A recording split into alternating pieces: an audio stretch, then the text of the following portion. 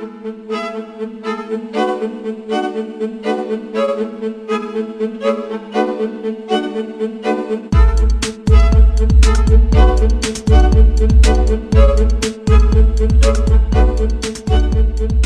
me tell you about Codex Alimentarius.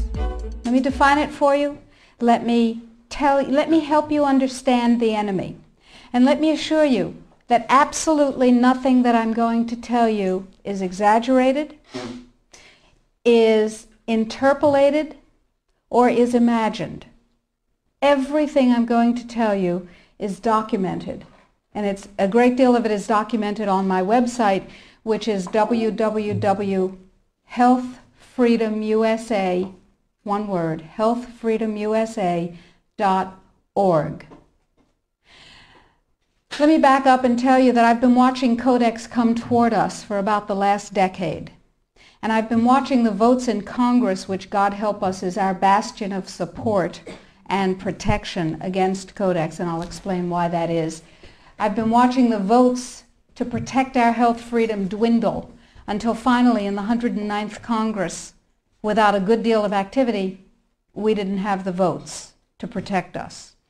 I've been watching Codex accelerate, and I've been watching it expand, and I've been getting more and more troubled. Let me give you a brief rundown of Codex then. After the Second World War, the Nuremberg tribunals were held, in which people who had committed crimes against humanity were judged by the world community in a court run by the United States and Britain, and they were sentenced to terms in prison if they were found guilty of crimes against humanity. One of the people found guilty of crimes against humanity was the president of a huge industrial megalith called IG Farben.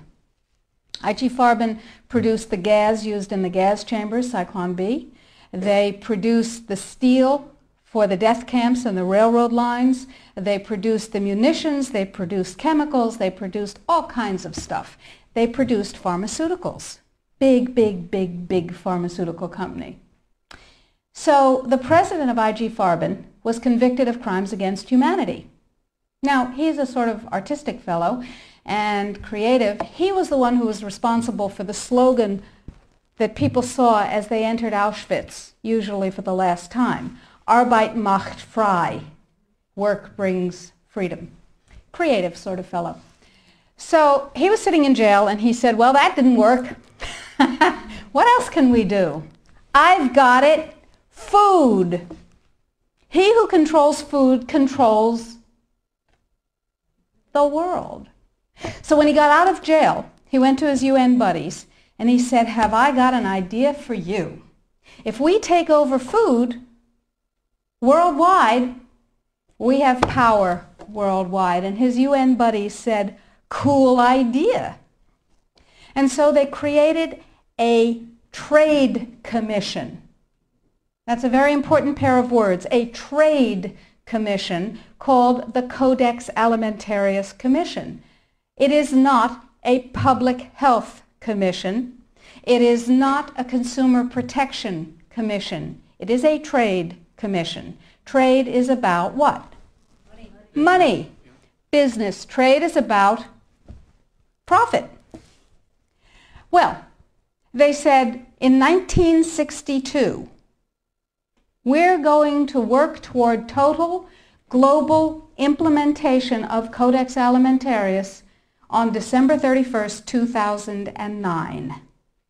Long term.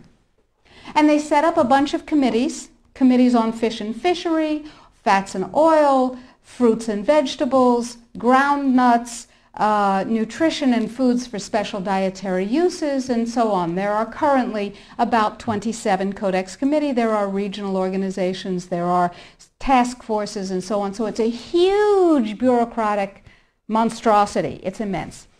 Codex has promulgated well over 4,000 guidelines, standards, and regulations on everything which can legally be put into your mouth, with the exception of pharmaceuticals. They are not part of Codex. Important. Now, Codex standards have no legal weight whatsoever. Zero. So who cares about them? They're just standards. So we're talking about an industry-dominated, regulation-setting organization, but if it has no legal standing, who cares, right? Here's the history of Codex Alimentarius before 1962. The Austro-Hungarian Empire said, we need rules by which the courts can rule on cases involving food. So we'll have regulations and rules that the courts will enforce. That's how they get their weight. That was called the Codex Alimentarius, and it was put into place around 1893 and lasted until the end of the Austro-Hungarian Empire in the First World War. So the idea was there in the Germanic tradition.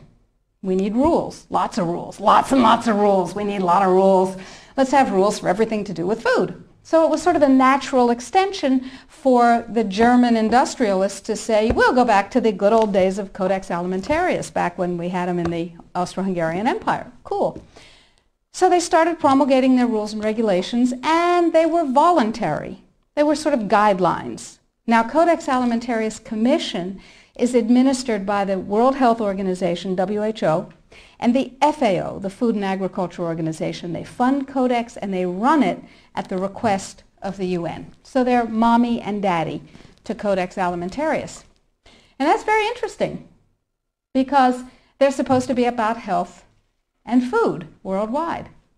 Some conflicts of interest that we'll talk about.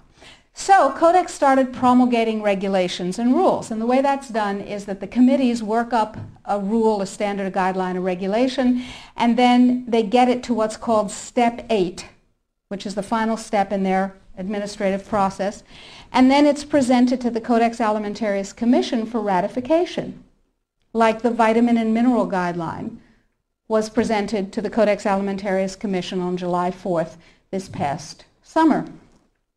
It was ratified, it was approved by consensus, and it is now, despite the propaganda that you're going to hear, if you ever hear about it in the media, it is now mandatory upon any member country of the WTO, the World Trade Organization. Well, what in the world do they have to do with it?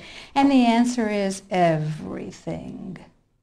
The World Trade Organization, you see, accepted Codex when the World Trade Organization was formed in 1994. Okay? They said, well, how are we going to decide trade disputes around food